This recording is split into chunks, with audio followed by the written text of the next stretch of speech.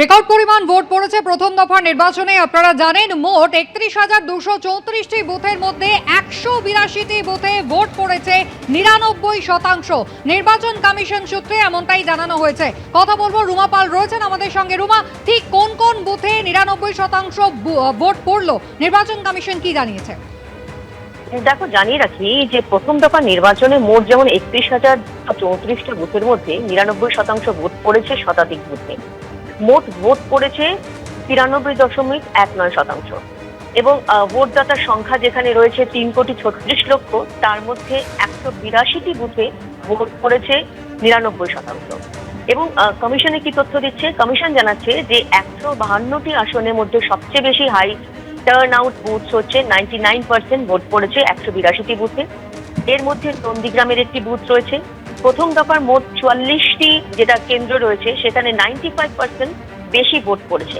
এবং সেক্ষেত্রে জানিয়ে রাখি যে কোচবিহারে যেমন দিনহাটা, সিতাই, মাথাভাঙা, আলিপুরদুয়ারে কালচিনি, নন্দীগ্রাম, অন্যদিকে মুর্শিদাবাদের শামশেরগঞ্জ, ছুটি, রঘুনাথগঞ্জ, বীরভূমের সিউড়ি, বোলপুর, এই সমস্ত জায়গাও কিন্তু ভোট পড়েছে, বেশ যথেষ্টই ভোট পড়েছে। এমনও দেখা যাচ্ছে যে তাহলে 99% যেখানে ভোট পড়েছে সেখানে কি কোনো জায়গায় কি 100% হওয়া সম্ভব?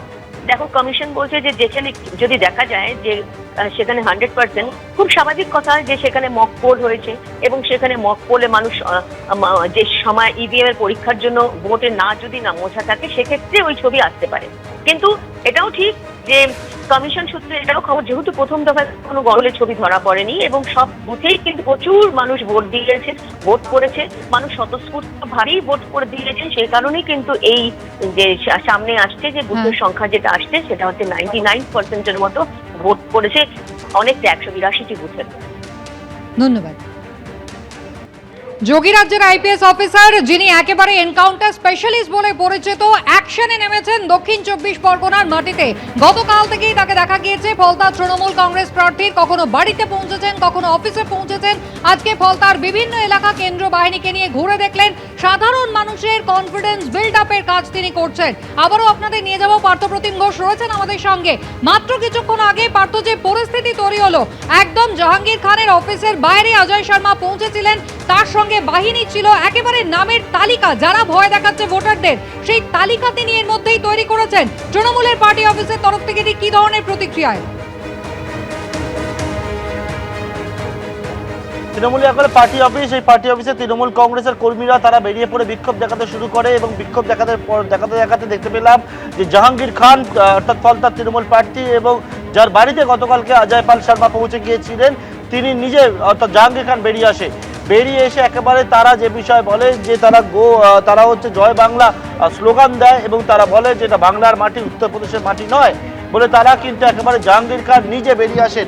এবং বেরোবার পর আবারও দেখতে পাচ্ছি এই মুহূর্তে সেই অফিসের পাশ থেকে প্রায় শতাধিকের ওপর কেন্দ্রীয় বাহিনীকে সঙ্গে নিয়ে অজয় পাল শর্মা, আইজি সিআইএসএফকে সঙ্গে নিয়ে যে গাড়িতে করে কনভয় বেরোচ্ছে, সেইটা বেরিয়ে কিন্তু অন্য একটি গ্রামের উদ্দেশ্যে তারা যাচ্ছেন এবং তারা নামের তালিকা তৈরি করেছেন। যে নামের তালিকা ধরে যেটা বলছেন যে সেটা হচ্ছে যারা বাড়ি বাড়ি গিয়ে ভোটারদেরকে ভয় দেখাচ্ছে বলে তারা সেই তালিকা পেয়েছেন, সেই অনুযায়ী তাদের বাড়ি কোথায়, তারা কোথায়, সেটা খুঁজতে কিন্তু আজকে একেবারে দেখতে পাচ্ছি যে বাহিনীকে নিয়ে উত্তরপ্রদেশের আইপিএস অফিসার তিনি বেরিয়ে পড়েছেন।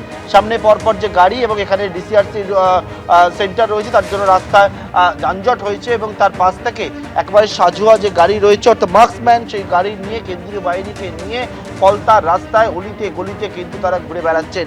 এবিপি আনন্দ, এগিয়ে থাকে, এগিয়ে রাখে।